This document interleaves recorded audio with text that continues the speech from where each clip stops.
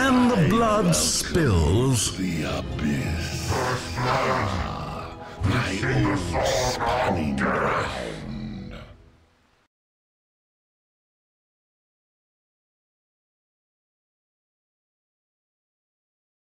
Hey everyone, Good Not Great here with a sort of casual mechanics video. I've been working on some gameplay guides, so those will probably come out in the next couple of days, so stay tuned for that. But for now, I'll be doing a mechanics video on damage amplification. As you may already know, there are quite a few types of damage amplifying spells in the game. Namely, there is Mask of Madness, Slardar's Sprint, Undying's Flesh Golem, Chen's Penitence, Shadow Demon's Soul Catcher, and this one's not really damage amplification, but Orchid Malevolence also has a damage amplification part to it. So there are these 6 different spells for damage amplification, and they all have kind of different mechanics. The ones that are the same are Sprint, Mask of Madness, and Undying's Flesh Golem. If you have these buffs on you, they all kind of behave in the same way. They just have different numbers for your damage increase. They are what I like to call the total damage amplification type.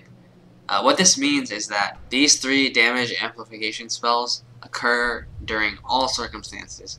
So it doesn't matter what damage type you're taking, where the damage is coming from, what your status is, whether you're magic immune or ghost sceptered, whatever. If any damage is getting through to you during the buff duration, you're getting that extra whatever percent. Unreduced, by the way. You also can't dispel any of these buffs from magic immunity or whatever dispel spells there are, like Avalanche Shield or like the Legion Horn thing. You're just taking that extra damage.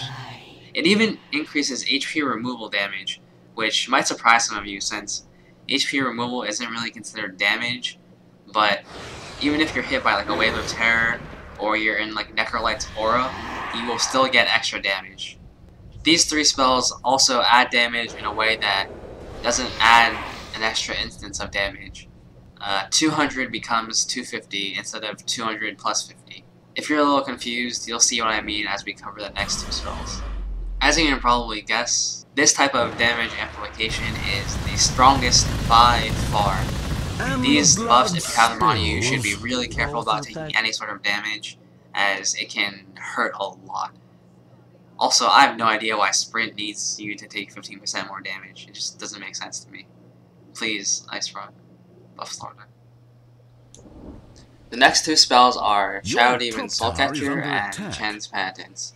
And these 2 spells are different from the last 3 in that they do their added damage as a different instance of damage. That is, if you do 200 damage and Soul Catcher increases it by 50%, it'll do 200 plus 100 instead of a flat just 300.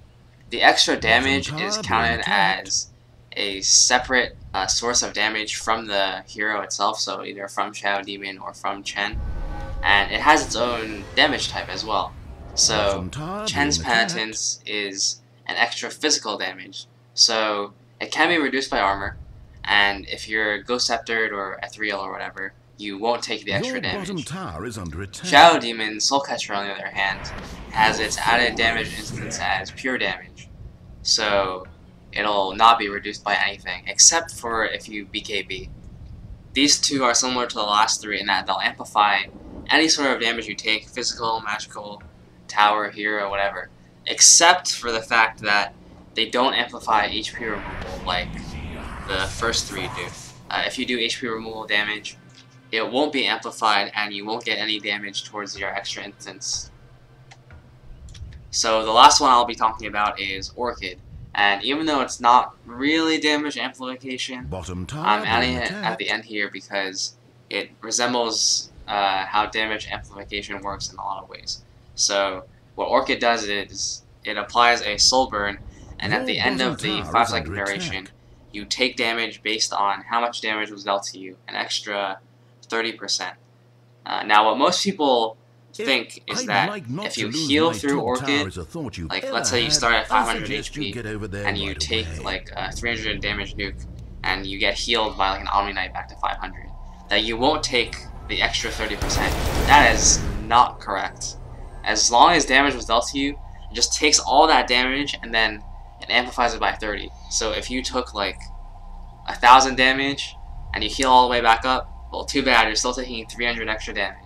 So in effect, it's just like a delayed damage amplification. And the damage type it deals is magical. So you have Penitent, which is physical, Soul Catcher, which is pure, and Orchid, which is magical. And then you have the Sprint, Mask of Madness, Flesh Golem, which are all just flat damage percentage increases from whatever damage you take. Anyway, guys, that's about all you really need to know about damage amplification. I know this was kind of a casual video, but I hope it was informative and you learned some interesting new mechanics, and hopefully you stayed awake through the entire thing, because I know some people don't like learning about mechanics, but it's pretty important. Anyway, I'll be coming out with some new gameplay guides in the next few days, and maybe some hero guides. I'm not too sure about that yet, but if you want to hear about some like mid 5k pub trash, talk about random heroes and strategies and mechanics and whatever, feel free to subscribe. And as always, feel free to leave any comments, suggestions, critiques, or questions in the comment section below. I will read all of them, and I do enjoy reading them. So go nuts, just don't spam me or write some super racist shit. Anyways, I'll see you guys later.